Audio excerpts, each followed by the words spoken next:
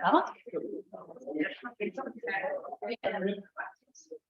Bueno, buenas tardes a todas y todos. Bienvenidos una vez más aquí a nuestra facultad. Para acá, ahí. Bueno, esto de la tecnología, que hoy tenemos la mezcla. Antes, hasta ahí nosotros estábamos todos virtual y ahora ya esta mezcla nos permite poder hacer estas cosas. Bueno, como bien dijo Diego, primero obviamente agradecerle a la Secretaría de Ciencia y Tecnología por la posibilidad de que la investigación tecnológica también forme parte de esta jornada. Bueno, y tengo el honor de presentar a Juan Pablo. Le voy a dar una breve descripción de su gran currículum.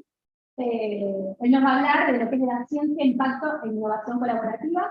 Creo que es una temática que está cada vez más vigente y nosotros como utenianos, como profesionales, como futuros profesionales, es a lo que tenemos que ir, tanto en la parte académica como en la parte empresarial, como en la parte de la política, ¿sí? El famoso triángulo del sábado. Juan Pablo Luna es licenciado en Humanidades y Ciencias Sociales, se especializó en Innovación y Desarrollo Emprendedor, se desempeñó en diversos cargos de planificación estratégica participativa en Patagonia, fue gerente de incubadora de empresas de Esquel y gerente de financiamiento de Corfo Chubut. Es docente universitario, coautor del libro Incremental, una visita guiada al mundo emprendedor. Se desempeñó como director general de inversiones en el Ministerio de Agricultura, Ganadería, Industria y Comercio de Chubut. Actualmente es vinculador tecnológico en CONUCET y asesora en el diseño e implementación de políticas públicas para el desarrollo empresarial y la competitividad en la Subsecretaría de Economía y Conocimiento y la Subsecretaría de Emprendedores del Ministerio de Desarrollo Productivo de la Nación. Así que, bueno, Juan, el público es tuyo. Cuando quieras, estamos listos para escucharte. Bueno, genial, ¿no? Y muchas gracias por la presentación. Comparto pantalla y arrancamos con esto que dimos a llamar Ciencia de Impacto e Innovación Colaborativa. Un poco por ahí va a rondar la presentación. Innovación colaborativa no es tan común, pero innovación abierta sí es bastante común. Quien propone el paradigma de innovación abierta, como lo conocemos, es un autor que se llama Henry Chesbrough, que tiene esta frase que a mí me pareció maravillosa y por eso me gusta arrancar con ella.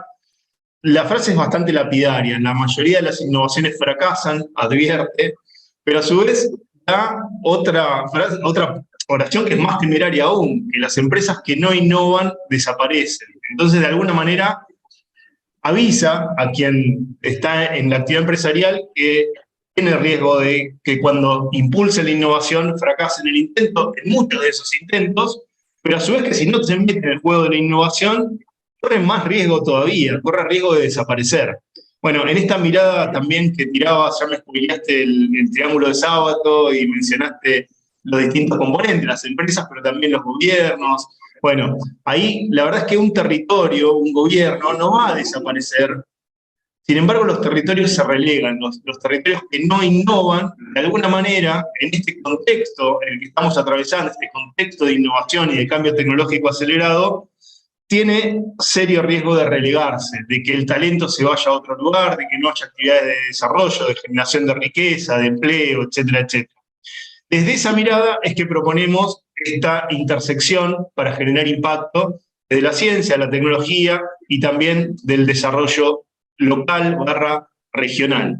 Con esta mirada, nosotros la verdad es que un poco lo vivimos muy fuerte. A mí me gusta usar la metáfora de la Tierra plana. Es metáfora, no es que la Tierra es plana, no soy terraplanista, pero me gusta la metáfora de la Tierra plana que la vivenciamos muy fuerte en la pandemia. En los 2 últimos años, la verdad es que no nos importaba quién generara una solución.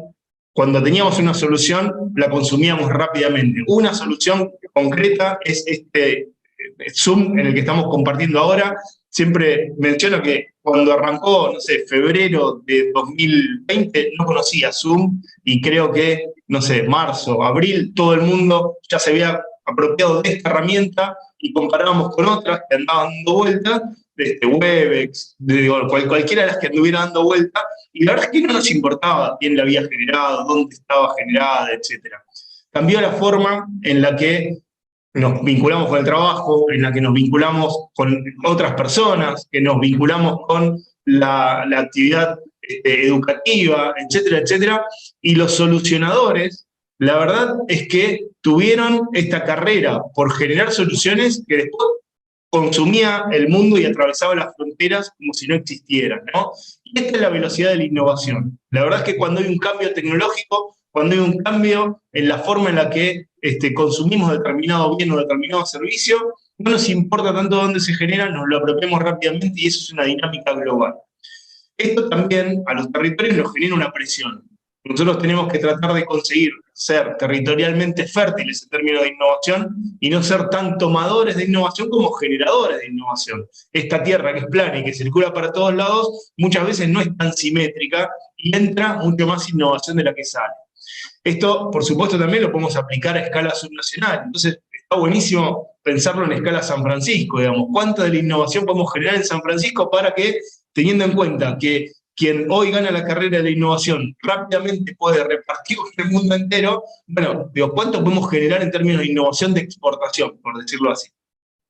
Esto a mí me gusta ponerlo siempre en el contexto. La verdad es que las dos últimas charlas, que son las que pude presenciar, venían hablando también de tecnologías en desarrollo, de cambio tecnológico, la que venía asociada a ingeniería en empresa, digamos, de alguna manera recorría algunas décadas.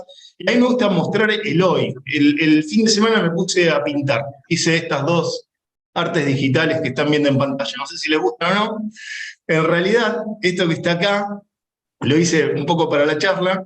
A la izquierda puse esta frase, fíjense. Messi haciendo un gol con la camiseta argentina en un estadio lleno de gente con banderas y fuegos artificiales. Una imagen que queremos ver a partir del 21 de noviembre en adelante. En el otro puse un camello con traje de astronauta comiendo pasto sentado en un sillón aterciopelado con un paisaje renacentista de fondo. La inteligencia artificial que está en el link ahí abajo es generada por una iniciativa sin fines de lucro que busca profundizar la potencia de la inteligencia artificial y el uso social de la inteligencia artificial, generó por cada una de estas frases, es decir, lenguaje natural escrito por seres humanos, 4 opciones de pinturas, entre comillas, de arte electrónico. La verdad es que, digamos, esto, en este caso, digamos, es un uso recreativo y le sirve a la inteligencia artificial para seguir entrenándose o perfeccionándose en lo que haga, pero lo cierto es que está atravesando todos los órdenes de tecnología y las tecnologías de base digital, que tienen varias décadas de desarrollo, fueron impulsando las demás tecnologías y los desarrollos científicos tecnológicos. Entonces hoy vemos cómo se expande y se corre la frontera de lo que es posible en la ciencia digital y no digital gracias a estos desarrollos basados en computación. Y hoy la verdad es que la puja va a la vez por estas dos dimensiones. Por un lado, ¿quién corre la frontera un poquitito más? ¿No? Esto que está pasando en la lucha de grandes corporaciones y gobiernos para ver quién domina la computadora cuántica, la próxima generación de computación, basada en múltiples posibilidades y no en ceros y unos. Me refiero a múltiples posibilidades de verdad, justamente usando las propiedades de las partículas subatómicas. Los nuevos materiales, recién escuchamos a las chicas de los polímeros, no lo puse por ellas, lo puse por esta competencia para ver quién domina y encuentra un nuevo uso en el grafeno, etcétera, etcétera. Y después esto que se llama tecnología profunda, tiene que ver justamente con la convergencia de tecnologías. Es la mezcla de lo digital con las ciencias tradicionales, se van generando también estas curvas exponenciales en el desarrollo de cualquier disciplina tecnológica. Y ahí vemos muchísima inversión y cada vez se corre más la frontera de posibilidades en lo que está sucediendo en tecnologías vinculadas a alimentos, al agro, a medicina, etcétera, etcétera.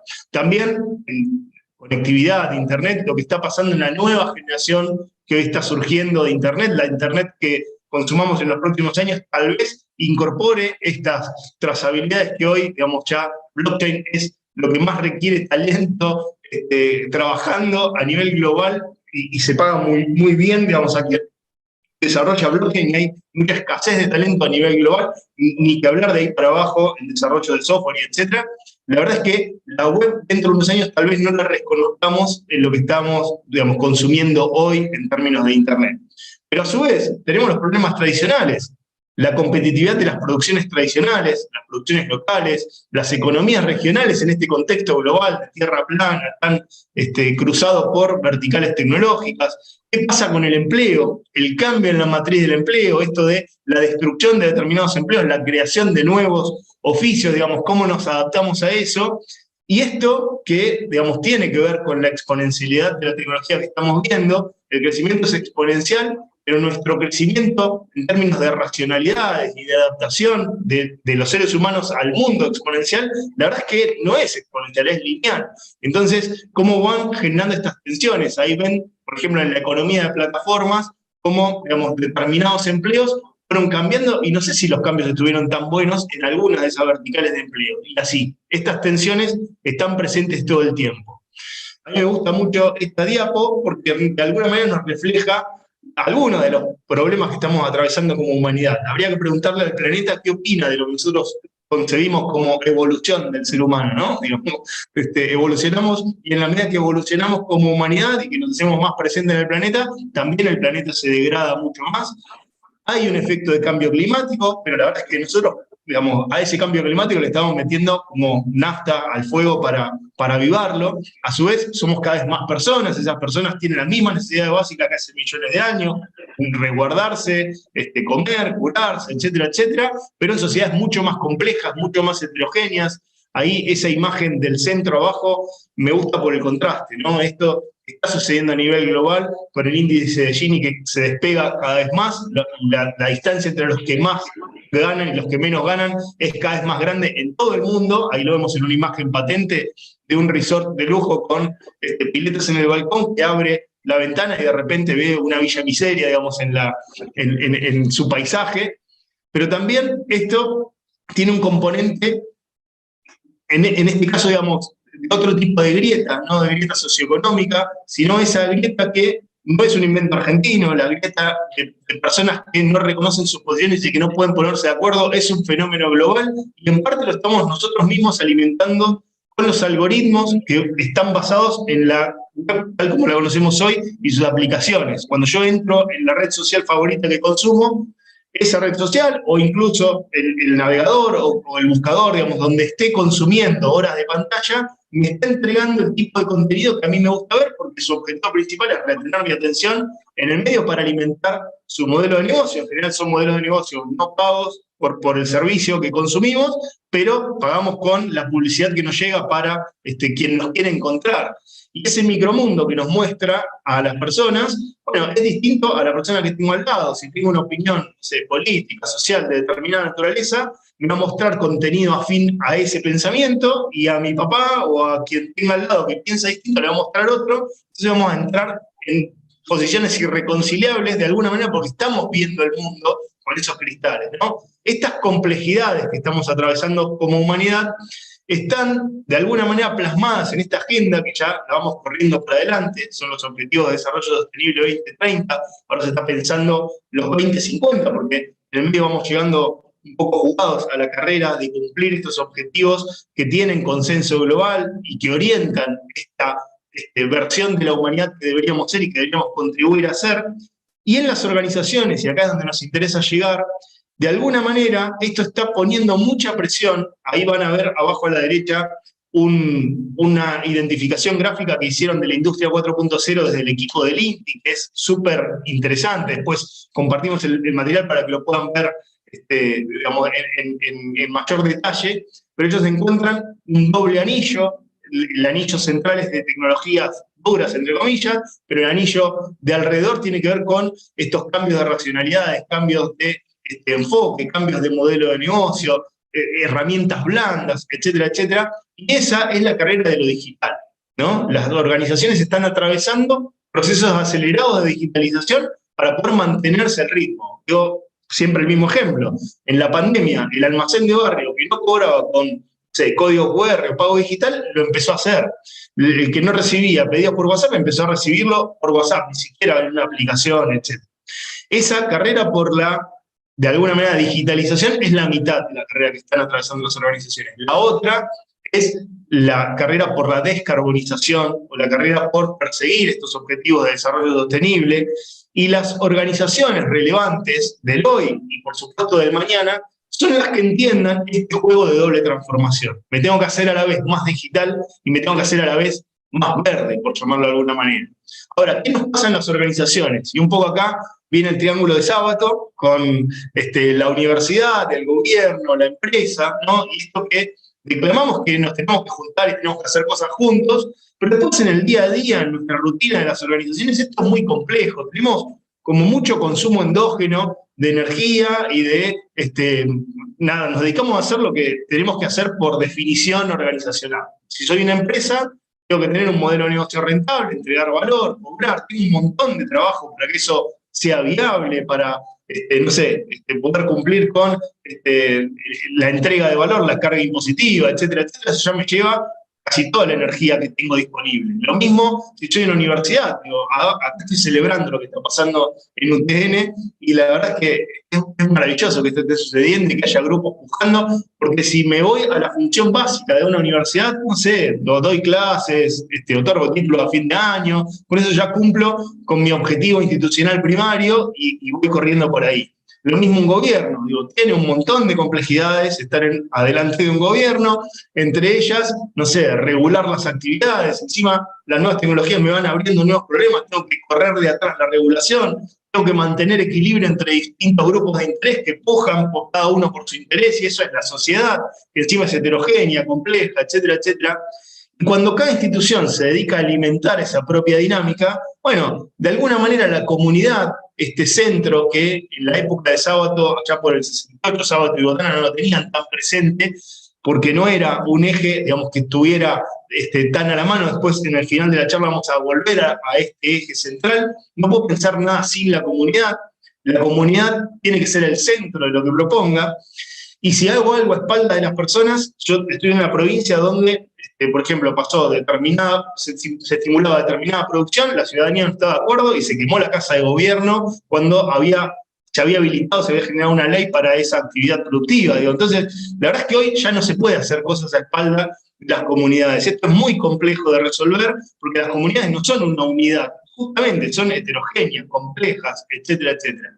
¿Y cuál es el problema, entonces, de hacer las cosas distintas y de tratar de encontrar las intersecciones para innovar? Bueno, justamente eso, que me ponen en un lugar tenso, me ponen en un lugar donde tengo que salir de mi rutina diaria, de mi zona de confort, y tengo que entender que los procesos más interesantes de innovación se dan en los bordes. Los procesos más interesantes se dan justamente en la intersección. Donde encuentro intersección es donde encuentro oportunidad de innovar. Esto nos cuesta un montón porque en general cada tipo de organización entiende que tiene que totalizar la escena de la propuesta de innovación, ¿no? Estoy en una empresa, me dedico a tal cosa, entonces tengo que generar un bien o un servicio que vaya para este lado, eso es innovación. Lo mismo, soy universidad, yo le voy a decir a las empresas, porque soy, digamos, el templo del saber o un centro científico tecnológico, yo te voy a decir a dónde tenés que innovar, porque la verdad es que vos no te dedicás a eso y yo genero conocimiento todos los días. Lo mismo, un gobierno nos puede encontrar un tipo de problemáticas y puede incluso poner dinero para que la innovación vaya para determinado rumbo. Si lo hago sin tener en cuenta la intersección, el espacio de encuentro, el lugar donde la agenda se traza en conjunto, esto no sucede. Y entonces la innovación tiene ese riesgo que manifestaba Chesbrough al inicio, ¿no? Esto de me va a fracasar. Y es muy probable que me fracase, no por la tecnología que está atrás de lo que estoy haciendo, etcétera, etcétera, sino justamente porque no encontré el espacio de intersección. ¿Dónde debería mirar si quisiera orientar estratégicamente en esta intersección, digamos, para encontrar bordes de innovación? Bueno, a mí me gusta este esquema que plantea Bofarull, que es un autor muy interesante, español, y habla de las nuevas abundancias que genera la tecnología, no sé, por ejemplo, el desarrollo de la medicina, digamos, y la sanidad, etcétera, etcétera, hace que vivamos más en promedio las personas. El acceso digital, me acuerdo, en mi adolescencia escuchaba rock pesado, me costaba un montón, tenía que conseguir un cassette, viajaba para conseguirlo. Hoy haces un clic y tenés cualquier contenido digital. Lo mismo en términos de conectividad, lo mismo en términos de desmonetización y proceso de monetización. Todos los días nace una fintech con una propuesta nueva. La verdad es que eso también me genera nuevas escaseces. Y por poner solo algunos ejemplos, uno muy personal, mi nene más chiquitito, que hoy tiene 7 años, le tocó cursar el jardín de infantes en la pandemia a través de Zoom. La verdad es que no se entiende mucho, digamos, cómo no sé, el desarrollo de sensibilidad en la mano para hacer los primeros garabatos o el vínculo con otras personas se desarrolla a través de Zoom en instancias de jardín de infantes, ¿no? Entonces, fíjense cómo lo que es abundante en términos de conectividad, hacemos un Zoom y nos conectamos todo el tiempo, bueno, en algunos contextos justamente me genera una escasez, en este caso la escasez del vínculo. Lo mismo, todo es accesible digitalmente, bueno, pero vale el doble la experiencia, ¿no? Entonces estoy dispuesto a recrear esa experiencia justamente porque es un bien escaso. Lo mismo, la inclusión financiera tiene un montón de bordes y hay un montón de gente que si se digitaliza todo queda fuera de esa digitalización, entonces tengo que estar atento y esto nos pasó con un programa de innovación abierta en municipios que lleva adelante la Subsecretaría de Economía y del Conocimiento, que estaba buenísimo para quienes estaban en el municipio decir, che, digitalicemos todo, pero después tenía que ver justamente a qué público no estaba llegando, si digitalizaba todo y así. Entonces, para mirar el norte, mirar las tendencias, mirar las tecnologías, pero sobre todo mirar las necesidades. A esto es lo que vamos a volver al final de la conversación. Algunos casos, como para ponerle nombre y apellido, esto es polémico, lo que sigue ya vi que queda grabado, pensé que no queda grabado, ahora que sé que queda grabado, corre todo lo que diga a cuenta personal, no es institucional, por favor, si me tienes que hacer juicio, me lo hacen a mí. Cuento uno que no es tan polémico, este que está acá es desarrollos, plena pandemia, teníamos que taparnos la boca, no sabíamos si sí, si no, salían los reels diciendo no te pongas cualquier trampo en la boca porque no sirve para nada, el aerosol que atravesaba, y, nada, teníamos que decidir qué barbijo usar. ¿Cuál eligieron, el de la derecha o el de la izquierda? ¿Qué factor hizo que hayan elegido más usar el de la derecha que el genérico? Bueno, ahí atrás, fíjense, y esto me gusta contarlo con nombre y apellido, hay una pyme textil del conurbano bonaerense que asociada con conocimiento desarrollado con marca CONICET, empezó a fabricar los Atom Protect.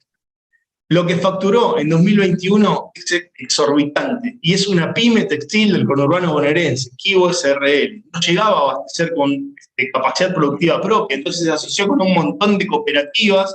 Piensen en la demanda de barbijos, ¿se acuerdan que al principio no los conseguíamos por ningún lado, etcétera, etcétera? Sin embargo, si tuviéramos que identificar cuál es el factor diferencial que traccionó la venta de los Atom Protect, la verdad es que no fue estrictamente la pyme textil produciendo en escala, fue la confianza que nos daba esto, que tenga un sello de la ciencia y la tecnología atrás de ese barbijo, porque este barbijo tenía alguna particularidad que no tenía otro barbijo que estaba en competencia y que lo había desarrollado otra pyme industrial de similares características que Kibo SRL, ¿no? Entonces acá vemos cómo la ciencia tiene un valor, un altísimo valor social, prestigiado e incluso nos lleva a tomar decisiones, en este caso de compra. Atrás de esto hay un montón más de desarrollos que son muy virtuosos y acá lo que quiero destacar también es el sentido de celeridad. Había que dar soluciones rapidísimo. Entonces estos vínculos que en un estado natural de la sociedad por ahí tardan meses hasta que se firma un convenio, salen los fondos o lo que fuere, o la pyme compra la máquina que tiene que comprar o lo que fuere, en estado de crisis se resolvió en cuestión de semanas. Entonces, podemos hacerlo. Solamente que las dinámicas que mencionaba hace un rato, donde cada uno está girando alrededor de su propia dinámica, de su propia rutina, de alguna manera inhiben la velocidad de estos procesos de respuesta rápida ante situaciones. Hay un montón de ejemplos de cómo la ciencia, la tecnología se conecta con necesidades. Acá pongo algunas y algunas más sofisticadas, otras internacionales, la mayoría nacionales. No sé, por ejemplo, hay un tren que se desarrolló en Australia con cooperación con una empresa especializada en Inglaterra que recarga baterías con la gravedad, entonces es el primer tren carbono neutral, ¿no? Después, por ejemplo, arriba, en el centro, otra no nacional, son los chicos de Notco, que es una empresa que la encuentran en su supermercado, están desarrollando alimentos veganos sustitutos de alimentos convencionalmente cárnicos, y el que desarrolla las combinaciones para llegar a esa no leche, esa no mayonesa, no hamburguesa, etcétera, etcétera, es una inteligencia artificial. Digo, la que yo les mostré hoy, dibuja a Messi cuando se lo pidió, esta desarrolla combinaciones para llegar a sustitutos de la mayonesa o lo que fuere.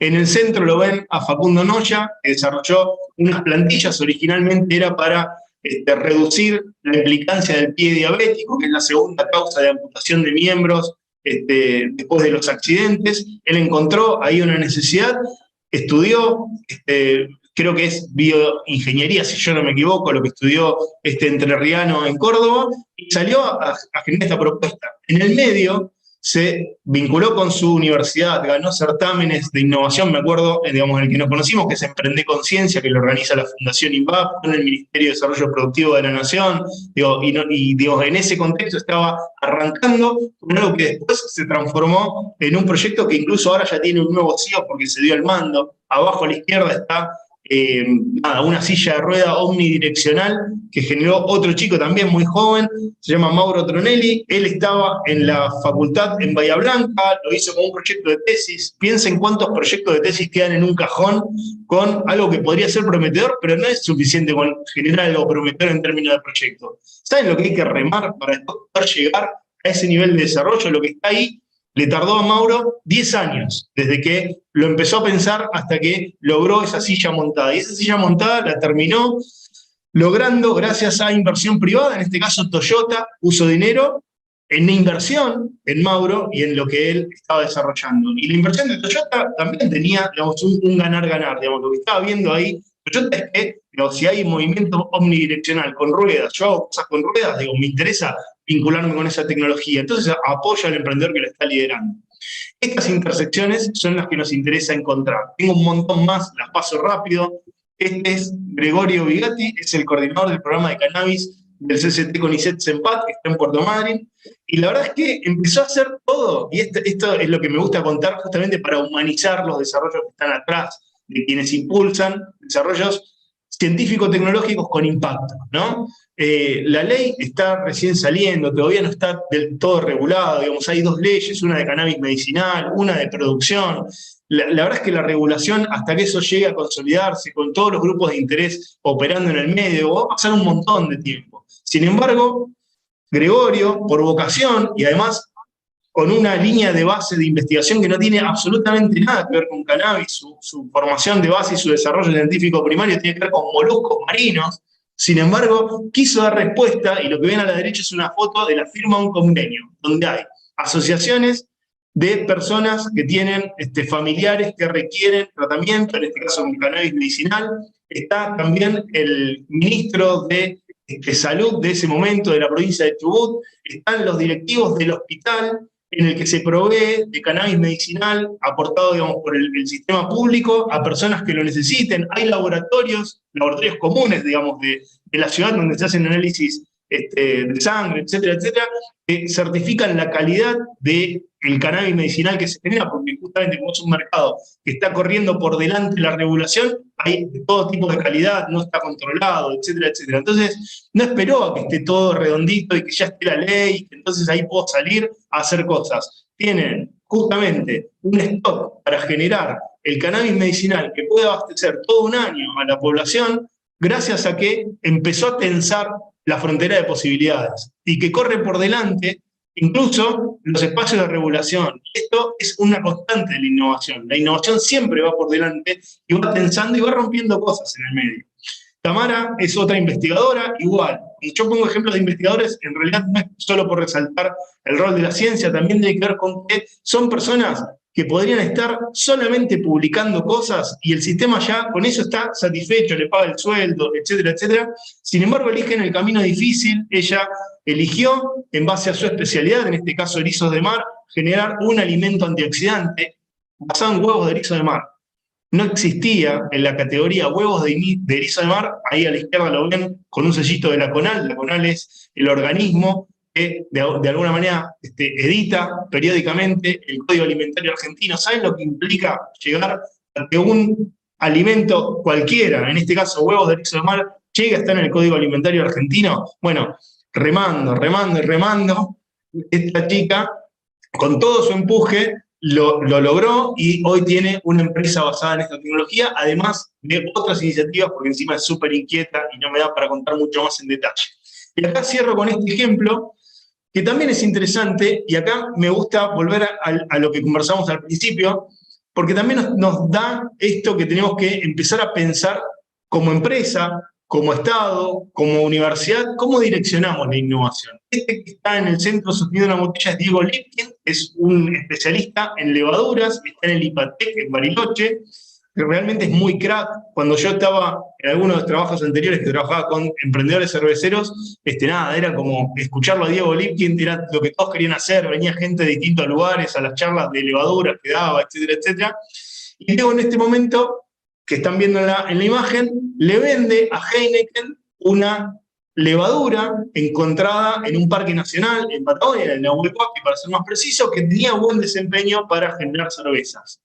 Y Heineken toma ese desarrollo y genera la White Lager. No sé si la vieron, hagan que sí o que no con la cabeza, no sé si la compraron, la tomaron, la vieron en alguna de las góndolas del supermercado, en alguna heladera de algún kiosco. No veo tantos movimientos de cabeza. Lo cierto es que no la van a encontrar en ningún supermercado y en ningún kiosco, porque acá es donde el direccionamiento estratégico, digamos, de la innovación en función del desarrollo de la tecnología que esté haciendo, un poco tiene que ver con el foco que yo le dé. En este caso, se la vendió a una multinacional, que la verdad es que el negocio de Heineken no era tanto sacar una línea de cerveza con levaduras patagónicas. Sobre todo era bloquear que no lo puedan hacer otras empresas. Un poco las grandes juegan un poco a eso, ¿no? A pisar brotes y a que, digamos, no suceda que la competencia tenga un factor diferencial, en este caso, una levadura nativa. Entonces, de acá, imagínense si, digamos, en lugar de vender la Heineken, le hubiese vendido a un cordón de cerveceros artesanales, que es un poco lo que reclamaban desde el sector cervecero artesanal, ¿no? Digo, fíjense cómo, en función del direccionamiento que le doy a lo que estoy haciendo, digo, las oportunidades se van para lugares completamente distintos. Y las decisiones muchas veces tienen que ver con decisiones que toman personas, y estas personas de carne y hueso, que somos cada uno y cada uno de nosotros, bueno, influyen y un montón. Eso es a lo que queremos llegar. Acá me tomo el eslogan, en este caso, de San Francisco, que es súper interesante y que lo recomendaban cuando empezamos a conversar sobre esta presentación, que tiene que ver con la cooperativa de la Virgencita, ¿no? Digamos, cómo contribuyen desde distintos lugares, desde el espacio de economía social, desde el espacio público, desde la universidad, etcétera, y me impactó mucho este eslogan, recibir la vida como viene y acompañarla codo a codo. Un poco recibir la vida como viene tiene que ver con esto de hacer donde estamos, con lo que tenemos, y no esperar a que pasen cosas externas para que entonces ahí, cuando estas cosas externas vengan, recién ahí voy a ponerme, no sé, en este caso, a innovar. Nosotros siempre tenemos un contexto en el cual hacemos las cosas. Nuestro contexto es, insisto, primariamente la rutina, nuestro objetivo institucional, etc. Lo hacemos en nuestra ciudad, lo hacemos en nuestro país. Nuestro país tiene determinadas condiciones macroeconómicas en determinados periodos, tiene determinadas condiciones geográficas, tiene, digo, etcétera, etcétera. Y lo tengo que entender como el paisaje. Si yo estoy viendo ahí un ecosistema, en este caso ártico, antártico, el que fuere, y no voy a poder plantar palmeras, ¿no? Entonces tengo que leer muy bien qué sí y qué no, y cuál es el factor diferencial de mi entorno sobre el cual puedo trabajar. Cuando miramos los ecosistemas de innovación, acá hay dos miradas distintas, la de la derecha es la del Global Innovation Index, que mide el desempeño de innovación de todos los países del mundo que pueda registrar. A la izquierda mide la innovación centrada en emprendimiento, es el ICSET-PRODEM de la Universidad de General Sarmiento de Argentina y compara distintos países. En general, lo que se mira de los ecosistemas, cuando la foto está sacada desde arriba, tiene que ver con la sofisticación de los mercados, la sofisticación de los negocios, la disponibilidad de capital humano, gente con capacidades para innovar, la infraestructura, el financiamiento, etcétera, etcétera. Son las condiciones de paisaje de cada entorno de innovación. Sobre esto es muy difícil que pueda operar a escala organización. Ni una empresa puede cambiar la macroeconomía, ni una universidad, el propio gobierno no tiene todas las riendas, hay un montón de cosas justamente que pasan por la complejidad de las sociedades contemporáneas, de los factores económicos externos, etcétera, etcétera. Pero el ecosistema también se puede leer como conjunto de organizaciones, y usualmente es así, en los ecosistemas de innovación se mapea, y este es un mapeo que hizo Sebastián Bufo de Leguago en Argentina, de 2018, mapeó el ecosistema emprendedor, empresarial, innovador de Argentina, y para los jugadores. Mapeó empresas, entidades públicas, aceleradoras de negocios, fondos de inversión de riesgo, redes, eventos, etcétera, etcétera. Me interesa enfocar en los loguitos, porque en realidad acá, atrás de cada uno de esos logos de organizaciones, hay personas. Yo, con un logo de organización, con una casa de estudios que, digamos, sea un edificio, la verdad es que no me puedo vincular. Sin embargo, sí me puedo vincular con la persona que está adentro de esa organización, adentro de ese edificio. Y paradójicamente, lo que necesito para innovar no es solo dinero, y esto no, cuesta hacerlo entender en todos los órdenes. No cuesta hacerlo entender en una empresa, cuesta hacerlo entender en un centro científico tecnológico. Pero si tuviera dinero haría un montón de otras cosas. Lo cierto es que supongamos una empresa que recibe financiamiento y no tiene conocimiento suficiente para hacer el desarrollo que quiere hacer de algo que ya está desarrollado por otra organización, supongamos ustedes, lo tienen desarrollado en alguna de las facultades regionales de UTN, ¿no? Si lo voy a contratar con el capital que recibí y voy a pagar consultoría cara para hacerme un conocimiento que tal vez con vínculos interpersonales conseguía en una institución cercana, con personas que tienen desarrollos que me entienden mejor a mí, y lo puedo hacer a través de capital social, de vínculo entre las personas, y la verdad es que mal compré lo que tenía que conseguir por otra vía lateral. En la jerga emprendedora se habla de bootstrapping, que tiene que ver con esto de conseguir recursos laterales. Mucho de lo que hacen las y los innovadores es autoformarse, aprender nuevas cosas todo el tiempo. Bueno, algunas cosas voy a poder aprender, pero no sé, ciencia de alta calidad es probable que no llegue a aprender si mi foco está en generar un modelo de negocio rentable. Entonces, tengo que traer capital humano externo a mi organización, tengo que vincularme con organizaciones y con personas para que eso suceda. Muchas veces el vínculo con esas personas me llevan a instituciones que a la vez después me pueden generar, no sé, acceso a una inversión, a una línea de crédito, es decir, me generan capital económico. La vuelta es más compleja y más completa que solo centrarme en un tipo de capital.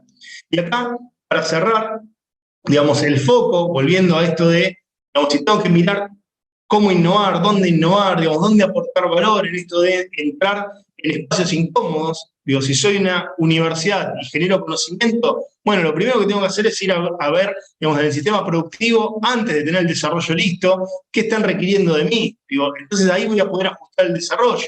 Lo mismo, soy una empresa, quiero ir, en este momento estoy evaluando, no voy a mencionar la línea, pero estoy evaluando unas postulaciones de desarrollos innovadores que buscan capitalizarse, y el déficit principal justamente es que no identificaron dentro de su ecosistema quién podía acortarles el camino en la generación de conocimiento, y se les perdió el capital institucional que podían desarrollar, ¿no? En esto de concentrarse solo en el capital económico. Bueno, si quiero encontrar el foco en estas intersecciones, tengo que entender que tenemos un cambio de era, y ahí vuelvo al triángulo de Sábato con este cuarto vértice que pone la comunidad. Estamos en una era, y esto nos alimentó, la era digital, usuario-céntrica. La era digital nos trajo servicios que consumimos proactivamente, que nos privilegian en todo sentido. Pongo el ejemplo de una compra a través de un sitio de e-commerce. Digo, compré determinada cosa, en un momento de entusiasmo, después vi que no iba a poder pagar la tarjeta, aprieto un botón y cancelo la compra. Y a mí me sale gratis, porque soy el usuario. Bueno, no le sale gratis a la plataforma, al vendedor, alguien paga por ese arrepentimiento, ya venía en camino, alguien lo embaló, alguien lo despachó, lo está transportando, yo la cancelé, y ahí la plataforma, en este caso, digamos, justo en este centro que prioriza la era digital, que es que el cliente esté siempre satisfecho, bueno, me priorizó a mí, dañando, entre comillas, a otro, que en realidad es un daño parcial, porque justamente esos vendedores están en esas plataformas porque le generan un tráfico de ventas enorme, etcétera, etcétera. Lo que hace cualquier desarrollo tecnológico, sobre todo de corte digital, es poner a las y los usuarios en el centro. Tenemos que entender que hagamos lo que hagamos, tenemos que pensar estrategias usuariocéntricas. Y la verdad las empresas, los gobiernos, las universidades, somos bastante poco usuariocéntricos cuando tenemos que hacer cosas. Entonces, tenemos que generar un ámbito usuariocéntrico. Esto nos lleva a pensar que tenemos que entender que la frontera entre producto y servicio ya está borrada y lo que se valora, así como lo valoramos cuando compramos en un espacio de e-commerce o lo que sea, es la experiencia, esto de cómo te encontré, cuánto tardé en encontrarte, cuando te encontré y quería información para decidir si te compraba o no te compraba, cuán fácil me fue obtenerla, después cuánto, digamos, una vez que lo compré, cuánto tardaste en hacer el delivery de lo que me llegó, cuánto de servicio postventa tuve, etcétera, etcétera. ¿Vale esto para tecnología? Recontra vale para tecnología. Digo, no me van a comprar en un centro científico tecnológico, en una universidad, si no saben que estoy, si no saben, digamos, cómo me pueden encontrar. La verdad es que vale lo mismo que después valoramos cuando somos usuarios de una plataforma. Digo, lo mismo, exactamente lo mismo. Tenemos que pensar esquemas de experiencias completas centradas en el usuario. Y esto también nos pone en una carrera, ¿no? Digo, nosotros podemos dominar esta curva exponencial de nuestra tecnología, pero el ciclo de vida de lo que hacemos, y un poco los chicos de ingeniería inversa lo trajeron a colación, pero es muy corto. Mostraban ese equipo, digamos, que multiplica por varias X un objeto para ver calidad y dice, bueno, ahora hay un sistema nuevo. Entonces, terminé de dominar una tecnología y ya me llegó la tecnología nueva, la tengo que cambiar. Y en el medio, muchas veces, por estar concentrado en la tecnología, perdemos de vista lo anterior y dejamos de pensar en quién es el beneficiario de este desarrollo que estoy haciendo, a quién le puedo aportar valor, en qué, digamos, de qué forma le puedo aportar valor, etcétera, etcétera. Y todo este ciclo, digamos, de la experiencia, sobre todo la experiencia del usuario, lo vertiginoso de la velocidad, digamos, del cambio tecnológico, pero también del cambio social, el cambio de comportamiento, etcétera. Nosotros estamos en una sociedad que tiene muy poca paciencia. Siempre digo que nosotros venimos a lo digital y nos hicimos usuarios de plataformas, no es que nacimos comprando por, no sé, Mercado Libre, AliExpress, etcétera, etcétera. Sin embargo, la generación que hoy tiene, no sé, 5, 6, 7 años, sí nació con eso. Entonces, todo esto se va a profundizar y se va a profundizar un montón, porque la persona que se crió con un celular en la mano, que nadie le tuvo que enseñar cuando tenía 2 años cómo usarlo, que simplemente haciendo clics en la pantalla obtenía el contenido que lo gratificaba y que quería consumir. Piensen el grado de paciencia que va a tener esa generación versus la que tenemos nosotros, que ya no tenemos paciencia y que nos hicimos a esta cultura digital. Entonces, todo esto de centrarse en la persona no es un dato al costado de, bueno, me concentro en la tecnología y después veo a quién le interesa y que venga y que me toque la puerta. Todo eso no funciona más y tenemos que entender que nos tenemos que hacer a lo que exige este mundo. Es un mundo cada vez más usuariocéntrico, no importa lo que hagamos, no importa si soy una universidad, una empresa, un gobierno, tengo que entender que esta realidad llegó para quedarse y que solamente voy a poder aportar valor económico, social, ambiental, si entiendo que este es el juego que puedo impulsar haciendo lo que haga. Dicho eso, nada más para compartir en la jornada de hoy y para mí un placer estar, aunque lo haya podido hacer solo de manera remota.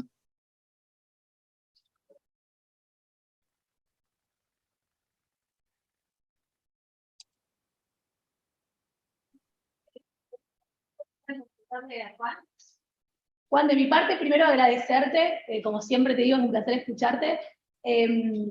Algo que olvidé aclarar, que Juan está en el Puerto Madryn y en cualquier momentito tiene que salir para Esquel, ¿no? Exacto. Así, bueno, por eso no lo podemos tener acá personalmente.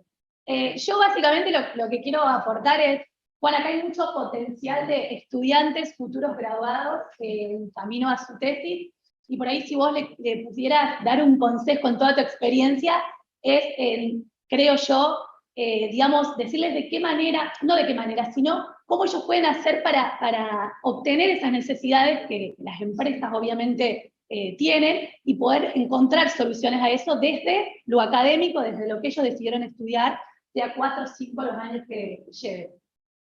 Está buenísima la pregunta y a mí siempre se me viene a la cabeza una frase que nace con una nueva camada de metodologías que tuvieron que ver con el desarrollo de las startups tecnológicas, donde empezaron a hacer cosas raras, empresas que dominaban determinadas tecnologías, salieron a mercados y los disrumpieron y desplazaron a un montón de gigantes, etc. Y la verdad es que los manuales tradicionales de negocio, de management, no entendían nada y tuvieron que salir a contarse cómo eran estas nuevas prácticas que valían en la era digital, ¿no? Uno de los padres de estas metodologías se llama Steve Blank, y él habla de que hay que salir del edificio, hay que salir a validar, hay que salir a mirar con las personas. Esto vale mucho para mercados que no se pueden medir, justamente las nuevas tecnologías que generaron, no sé, la nueva aplicación que sirve para, o, digamos, no, digo, mucho más atrás, ¿no? Facebook, LinkedIn, digamos, todas las que salieron de corte digital, no podían medir el mercado ex ante, no podía saber bien si la gente se iba a apropiar. Imagínense la locura, ¿no? Preguntar a la gente si está dispuesta a poner contenido íntimo y personal en una red abierta a cualquiera del mundo y a su vez mirar lo que hace otra persona. Digo, sería una locura, no le puedo preguntar eso en ningún estudio de mercado, lo único que puedo hacer es salir a validar. Bueno, un poco esa es la actitud de quien quiere encontrar necesidades y ver, digamos, dónde puedo aportar valor. Lo cierto es que en los casos que fui contando, ¿no? De los que tengo ahí a la mano, digamos, de Gregorio, de Tamara, salieron a buscar las necesidades en su entorno, vieron qué tenían a la mano, leyeron el ecosistema y en función, y acá viene la parte más central, de lo que son y de lo que quieren hacer, proyectan una solución. Y esto es re importante, digamos, ¿qué me motiva a mí? ¿Qué valor, qué bien le quiero aportar al mundo? Y desde ese lugar construir. El caso de Gregorio es extremo, digamos, su especialidad tiene que ver con moluscos marinos, digamos, él se mete bajo el agua, estudia los caracoles, etcétera, etcétera, pero su corazón le iba para el lado de cannabis y sentía que tenía que aportar soluciones a esta. Vieron que hay un montón de asociaciones de, no sé, Mamá Cultiva, que tiene que ver con el consumo con hijos e hijas con epilepsia, lo que fuera. Digo, sintió que tenía que ir para ahí. Entonces, de alguna manera, pensó incluso su carrera científica para caminar por el borde. Si tengo que encontrar un yacimiento de oportunidades, en general está por fuera de mi lugar habitual, de mi laboratorio, de mi espacio de confort, del aula, si soy docente, lo voy a encontrar afuera, saliendo del edificio, vinculándome con quien tiene la necesidad, y muchas veces ni siquiera es un problema del desarrollo de la tecnología. Me acuerdo una cooperativa que, digamos, escuché hace poquitito el caso, nos conocimos y ahora estamos viendo qué podemos hacer en conjunto. Me contaba el caso de una cooperativa que, basada en determinada tecnología, detectaron un problema. Me pasó acá en la región donde yo vivo, donde voy ahora a Esquel, ¿no? Hay gente que sale a hacer montañismo, se pierde en la montaña y salir a buscar a esa persona, no, tengo que, no sé, un montón de horas de helicóptero, sale una millonada. Entonces dijeron, ¿por qué no hacemos un traqueador? Tenían las capacidades tecnológicas para hacerlo, se lo damos a los montañistas y que vayan con eso a la montaña. Entonces, si se pierde con otra tecnología que no es internet, porque no hay internet ahí, etcétera, digo, tengo cómo encontrarlo. Y lo hicieron en el desarrollo, y el desarrollo funciona. Lo que se dieron cuenta después es que, como no lo abrieron a tiempo, como no salieron a hablar con guías de montaña, como no salieron a hablar con montañistas, con clubes, etcétera, etcétera, cuando tenían la tecnología lista para ser consumida, nadie la quería. Y digo, el público le empezó a decir cosas como, bueno, no, así no me sirve, etc. Y lo descubrí tarde, ¿no? Entonces, esta es la propuesta central de estas metodologías de nueva generación. Tengo que, a la vez que desarrollo el producto, desarrollar al usuario. Tengo que crear el usuario en el mismo momento donde voy creando el producto. Entonces, ¿cómo voy a encontrar este foco? Saliendo del edificio. ¿Y cómo voy a encontrar que lo que desarrolle tenga valor social, productivo, etcétera, etcétera, para alguien? Preguntando mucho antes de tenerlo listo. Si llego con el producto cuando ya está listo, es demasiado tarde, es muy probable que sea de esos fracasos que poníamos en la frase inicial de Henry Tesla. Gracias, Juan. ¿Una consulta? ¿Algo que quieran preguntar? ¿Nada? Muchísimas gracias, Juan. A ustedes, un placer.